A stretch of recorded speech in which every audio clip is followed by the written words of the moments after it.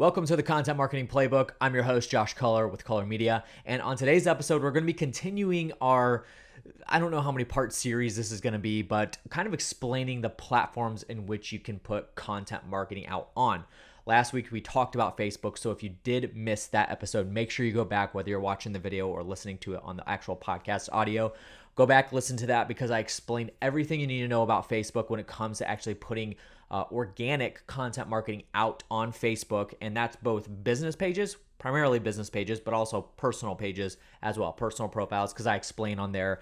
I believe that personal profiles on Facebook can be, they're very underutilized by a lot of business owners, and you could really take advantage of it because of the fact that business pages on Facebook are getting a lot less reach than what they should or could be getting, right? It's a pay-to-play platform. Now, when it comes to Instagram, which is what we're talking about today, it's a little bit of a different story. A lot of people treat Instagram very similarly to Facebook, and they could not be any different in terms of the type of content and the way you carry out the content on the platforms. I think when it comes down to it, when it comes to platforms being similar, I think Facebook is a lot more like LinkedIn than Instagram, a lot more like LinkedIn than Instagram. I think Instagram is kind of its own thing. It's really off on its own little island. I think the only comparable thing that you could bring to the table for Instagram is maybe Vero, which Vero has kind of been phased out over the past half a year or so. If you guys don't remember, like Vero was a really big thing about a year ago, and it just kind of never got traction, and people just weren't using it because it was way too similar to Instagram. People were just already familiar with Instagram.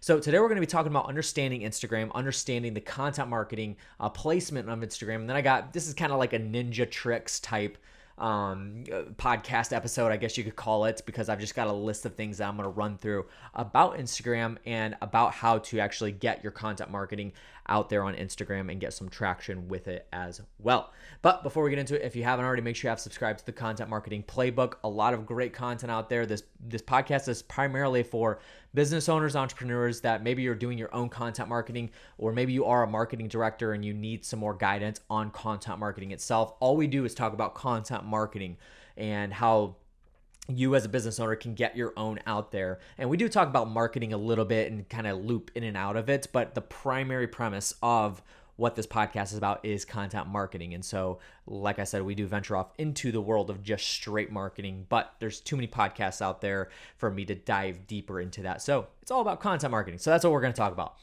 Instagram. Let's go ahead and talk about this. This is probably my favorite platform to consume content on and put content out on as well. I think Facebook is a Swiss Army knife when it comes to content, being able to put content out on that platform, just because you can put just about anything on there.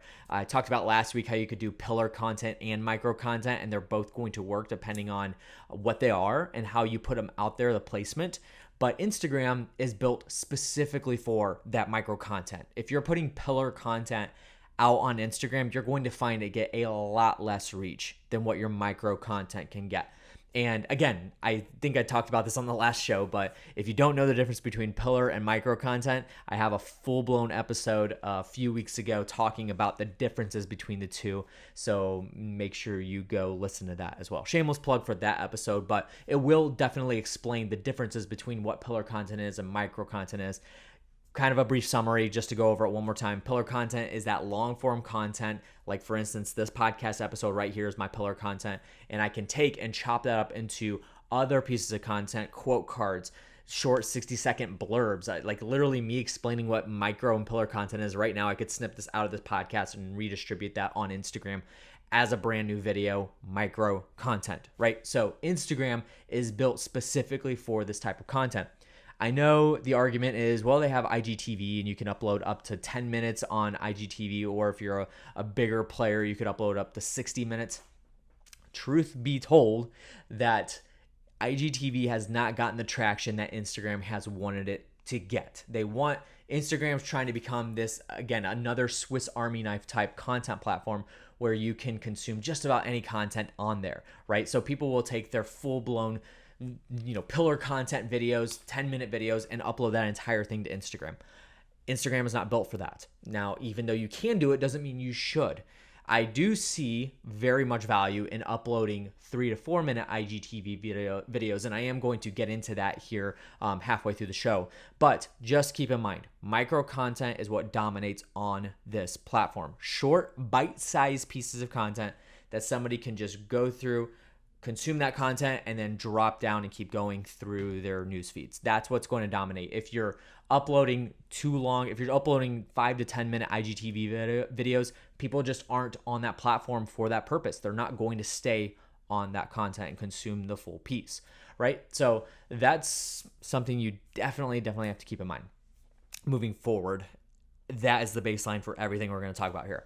This platform is really built for influencers. Now, it is a very brand heavy platform. The awesome thing about Instagram is that, yes, it's a pay to play platform as well, but not nearly as much as Facebook is, right? So Facebook kind of has this segmentation of business pages and personal profiles, whereas Instagram, it's all profiles, all of it. So you do have the difference between a business profile and a personal profile, but the only advantage of having a business profile is that you get to see bigger analytics and you get to run ads and promotions, right?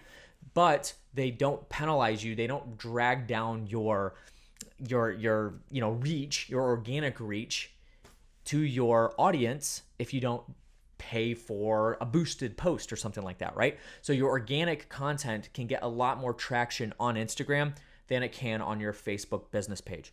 So just keep that in mind. That's extremely important to understand. But the reason is because Instagram is a very influencer heavy platform. Whereas, yeah, Facebook, you can follow and like pages and stuff like that and personal brand pages, but they're not getting near the reach that what they are on Instagram.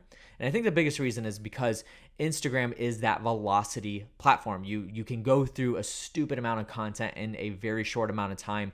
And that's kind of my next point here is velocity of content is what wins the game. This is really what my business does. We take real estate investor influencers, and all we're doing, every time I get on the phone, like trying to make a sale, trying to get somebody that's going to buy into what we do and allow us to work with them, and they take our services on, the very first thing I tell them is what we're meant to do is to get that drumbeat of consistent flow of content out there. And that is always what people are missing.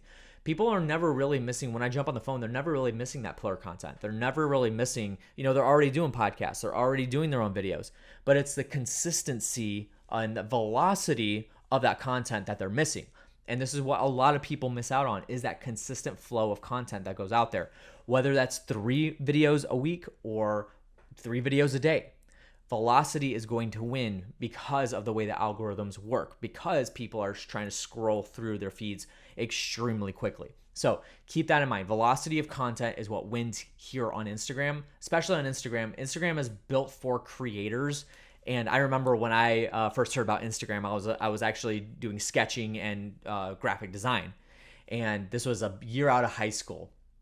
And I just got on there, and it's built for photographers, filmmakers, anybody that's in that creative space. And then it kind of slowly merged because influencers realized they could put raw content out there and get some traction with it. So that's kind of the baseline of it.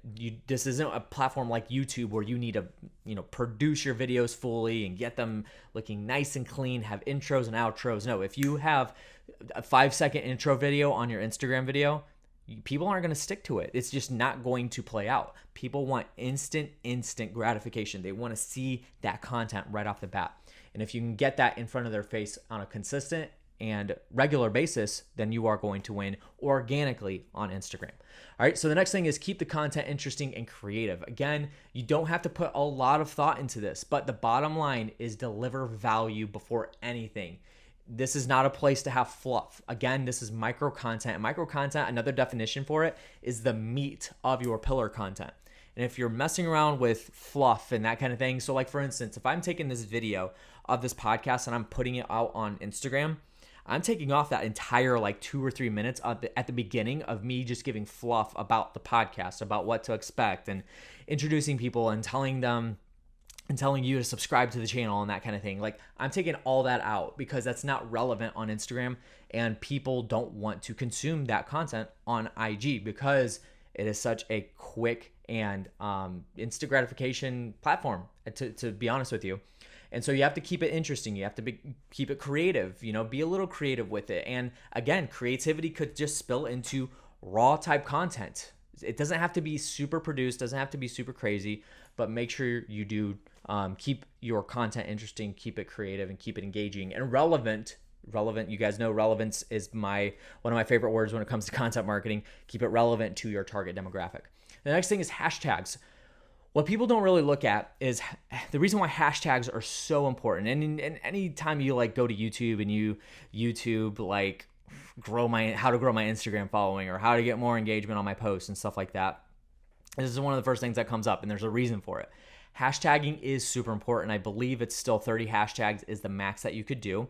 I'm not going to go into like the whole science of it and everything. I'm just going to give you the baseline of what hashtags are actually meant for. And the bottom line is that the hashtags you have to think of it in a way as SEO keywords on a blog post. So when you put a blog post out there, you have the option to add keywords to the actual post in the metadata so that when somebody searches that term, your blog shows up. This is the same thing. Hashtags act as that SEO keyword that you can throw down there in your post, and people can actually find it. The interesting thing about Instagram is it's a very discovery platform. People will spend hours and hours just going into rabbit holes of people that are relevant to who they are. I do this every once in a while where I'll go into a rabbit hole of marketers or content creators or, entrepreneurs, business owners, and I'll just like follow a bunch of people and check out all their content.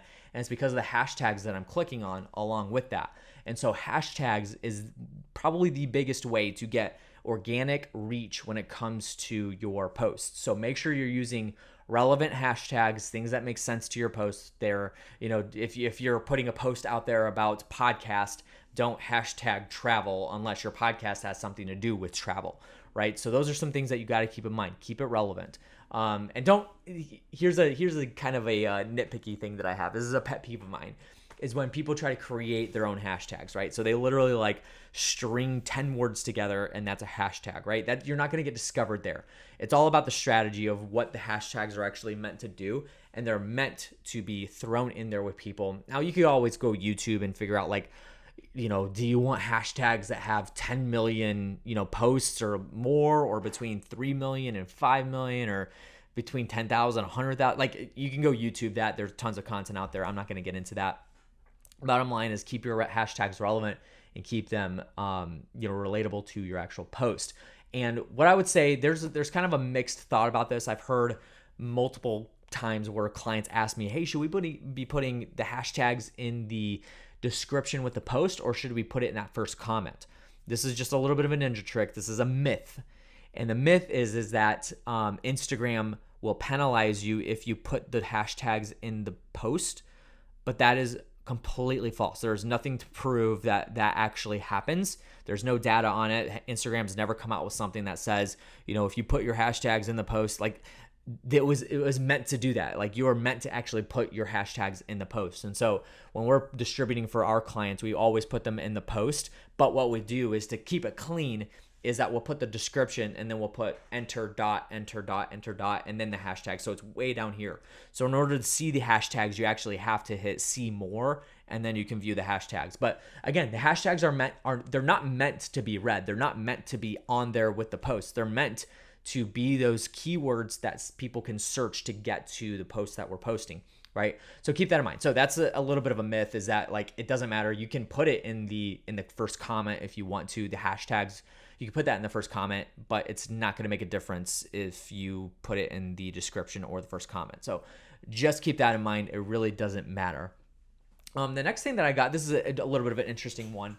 This is more for you if you're a business owner, you're a brand or whatever. I do this every once in a while on my posts, about 1 or 2 times a week, where if I have a post that I really, really like it and it's really relevant to what I'm preaching, and it's something that I think that can really bring me leads, essentially, I'll actually boost the post. Now, I think I've talked about this on a previous episode before, but I will boost the post. Now, I know a lot of marketers will tell you, don't ever boost a post. You don't want to do that. There's rhyme and reason behind it. There's a little bit of a method that I go with. And the first one is that I actually hit a very targeted list. So I have a custom audience that I have linked to my Facebook, and I linked my Facebook and Instagram. I uploaded my custom audience and I run that boosted post specifically to that audience and a lookalike audience. So I am strategic about it, and that's something you really need to think about. And the reason why I like that is because I know the people on my list are in my target demographic. And so I'm hitting the people I want to hit, not allowing Instagram to choose who they're going to show the post to, right? So boost the post. I normally do 3 to 5 days depending on the post, and I'll run like $15 to $25 on the boosted post. And it's just to get a little bit of traction up. Now, I do think that it's important to, there's two sides of it. You can either run a boosted post immediately so that you can get that instant interaction, and then it can help boost your organic reach to your followers, or you can monitor your interaction on the post, and then maybe 2 days later, if you got a post that's getting a lot of organic traction, then boost that post. So there's two ways to go about it.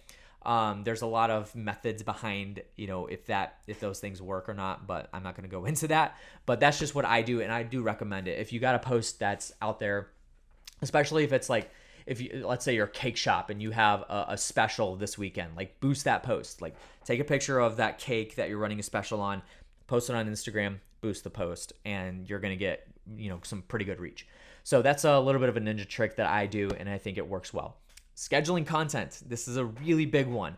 There's not really a reliable third-party distributor that I can say works extremely well. We've tried just about everything that there is to try when it comes to third-party distributors. And then come to find out, Instagram and Facebook does actually penalize you if you're not using their Creator Studio. They want you to stay on their platform and use Creator Studio. So I talked about this last week. Anytime you're going to post on your business page or personal brand page, if you're going to schedule it out, use Creator Studio. Number one, it's free. Number two, it's super reliable because it's their platform. And then number three, they're not going to penalize you in the algorithms. So you can do the same thing on Instagram. Now, the trick here is that your Instagram has to be a business Instagram, and it has to be linked to a business Facebook page, right? So that's the trick here. So you combine those two, and now you're able to actually schedule. And the awesome thing is it's not just images and it's not just videos, but you can actually schedule IGTV videos through Creator Studio as well. The only thing that sucks is that the app on mobile it's not super great, but if you do it on your desktop, I just found take one hour a week, schedule all your content out for the week, you're good to go, you're golden. So that's something that we've been doing. Our distributor uses this, and it works extremely well. So then IGTV, let's talk about that for a little bit. So IGTV is definitely a platform that you should take advantage of. It's kind of a platform inside of Instagram, but the bottom line is like Instagram wanted to create this kind of separate app. So if you actually go to your app store and you search IGTV, it's a completely different app, which I don't know why they do that, but whatever. I think they're trying to get on a platform and create a platform that's going to be that long form content, that pillar content I was talking about. And it just never really completely took off. So what I have found from the clients that we work with, that we distribute IGTV videos for, and the content that I put out, is that anything between 2 to 5 minutes is really the sweet spot when it comes down to length for IGTV videos. Now, the baseline is 10 minutes that you can actually upload IGTV video for. And then if you're a bigger influencer, you got a bigger following, I think you can go to 60 minutes. And I don't know what the whole qualification is for that, but I personally do not see any reason, and just from the data, the stuff that I've studied, I really don't see a reason to distribute more than 5 minutes on an IGTV video. Because again, people are not on Instagram to consume long form content. They'll go to YouTube, or they'll go to Hulu or Netflix, or even Facebook first before they come to Instagram to consume longer content. So keep that in mind. IGTV, take advantage of it. I think you should use it. Again, it's a vertical format, so you're not going to be uploading, IGTV videos that are square or landscape. You can, but I don't recommend it. Vertical is really what you want to be working with. Next thing is stories. Post stories as often as you can. Stories are meant to be that behind the scenes function that people aren't going to see in your newsfeed, because it lasts 24 hours, then it goes away. In addition to that, I do recommend building out your highlights. So highlights are those little icons that you can add from your stories into your actual profile, and people can click on that and see the highlights from your stories, which is really cool. There's a lot of really cool functionality behind that, but it just makes sure it just beefs up your profile a little bit more. So if you go to my Instagram, you'll see I have REI marketing, I have content marketing, and then I have travel. So those are the three pillars that I really go off of. And so you can click on those. Anything in content marketing is content marketing posts that I've put out there, or stories or whatever. And then same thing for REI marketing, that kind of thing. So just keep that in mind. I think that you should really go and take advantage of the stories. There's some really cool things that you could do with that in order to drive traffic back to you and build that audience, that strength of the audience that you want. Next thing is build out your bio. Build out your bio as much as you possibly can. Put in a website for you. Do not hashtag inside your bio, because you don't want people leaving your profile. I know it helps with finding a profile, and that's not really proven, but if you add a hashtag in your actual profile, people click on that, then they're going to get sidetracked and get distracted, and they're never going to make it back to your profile. So just don't do that. It's bad practice. But build out your profile. Add emojis that are relevant to you and who you are, and build out that as much as you can. Think about it a little bit. Like put some thought behind it and actually build it out that in a way that actually describes who you are and what people are coming to your account for. The next thing is use a link tree. This is a really good method if you don't have a website or have a central place for people. Maybe you have like multiple locations that you want people to go to, but you don't have a centralized location for them to click on and then get navigated to wherever they want. For instance, I've got 2 podcasts, and then I've got my website and Color Media, and then I've got rei.video. If I wanted somebody to go to all 4 of those, I would just say click the link in my bio. They would click that. It's a link tree, and then Linktree redirects and shows them options of my REI marketing podcast, my content marketing playbook podcast, my website, rei.video, and whatever else I wanted to show. And then they can click on that. So it's just an easy way to be able to combine any links that you want, because you only get one link in your entire Instagram profile. So something, a little trick. They have a free version, pretty cool and very useful. Next thing is engage in the comments. Make sure you are engaging with your audience as much as you possibly can, because that creates relevancy. Now, I'm going to kind of wrap this into the growth of your profile, right? So I actually have, to be 100% honest with you, I have a Instagram expert that's working on my profile, where she'll go out on my behalf. I gave her a set of comments to be able to go comment on other people's accounts that are relevant to me. So she'll comment on those other accounts, their content that they put out, like their stuff, follow them, and all that kind of thing.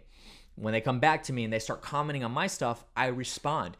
And don't just put like a flame or a muscle or whatever else. Like, actually give a well thought out response. Like, give them your 2 cents, right? So this is something that I think that will dramatically increase the loyalty when it comes to your audience, because if you're getting responses from your audience and you're not responding, they're going to think you're a jerk, and they're just not going to want to engage with you, which engagement is what actually drives the algorithm. So just keep that in mind. Engage in the comments, engage with other profiles and accounts and other content that maybe you're following that's relevant to you and your target audience. The last thing that I've got here, there's plenty of other things that we could talk about when it comes to Instagram, but this is the last thing I want to hit on, is the algorithm. And I think I talked about this on last week's episode with Facebook. It's very simple, right? So a lot of marketers like to actually complicate the method of the algorithm, right? That's a big topic. If you go Google that, you're gonna get dropped down with millions of blog posts and articles and stuff like that talking about how Instagram actually sets up their algorithm. Bottom line is very simple. If you put content out and somebody is interacting with your content, they are going to see it more. And if they're interacting with your content, it's probably because they actually like it, right? Because they're interacting with it. Or if they're a hater, then, whatever. Still the same side effect. Then they're going to see it more because they're interacting with your content.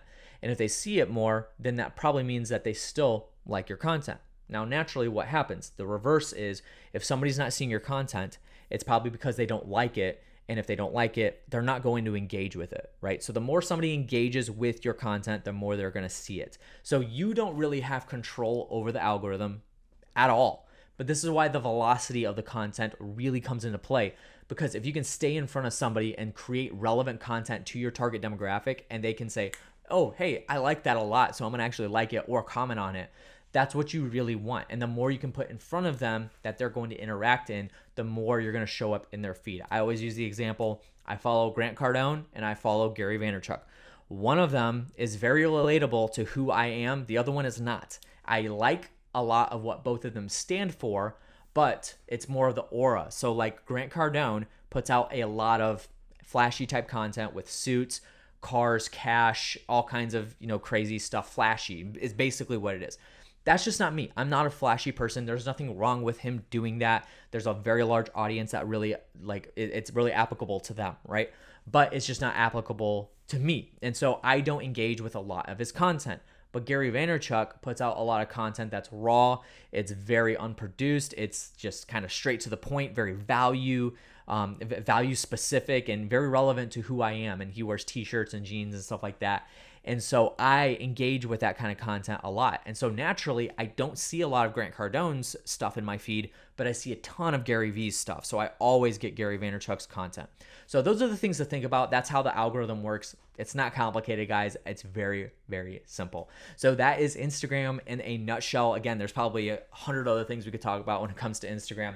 Bottom line is micro content, engage with your audience, and keep that consistency going. And then you can learn more about it. You can always go to like YouTube and figure out other, cool tips and tricks that you can work out with Instagram. But that's all I got for you guys today. So hopefully that helped out and brought you some value and really gave you a better understanding of what Instagram is all about and how to really get the most out of it when it comes to putting content marketing out on Instagram. It's a very, very powerful platform to take advantage of. So make sure you are, if you are not, go hard at Instagram. I really think that it is this platform that is the monster when it comes to brands and personal brands and influencers. This is really the platform that you want to be on if you're going in that direction. So make sure you do. But that's it, guys. Thank you so much for listening in today. If you haven't already, make sure you have subscribed to the Content Marketing Playbook. If you're on iTunes, please do me a massive favor. Click off this episode, go back to the homepage of my profile, and then leave a 5-star review. I would much appreciate that. Reach out to me if you have any questions. Josh@colormedia.com. Colored spelled C-U LLER. Happy to answer any questions that you've had. I've actually had a couple people reach out to me, just let me know their feedback on the podcast, let them know it's helping them out and everything. So I appreciate that feedback. So even if that's just to say, hey, you helped me out, then I much appreciate it. But also happy to answer any questions that you have about content marketing or this episode in general. So you guys reach out if you have any questions. Thank you so much for listening today, and I'll catch you guys on the next one.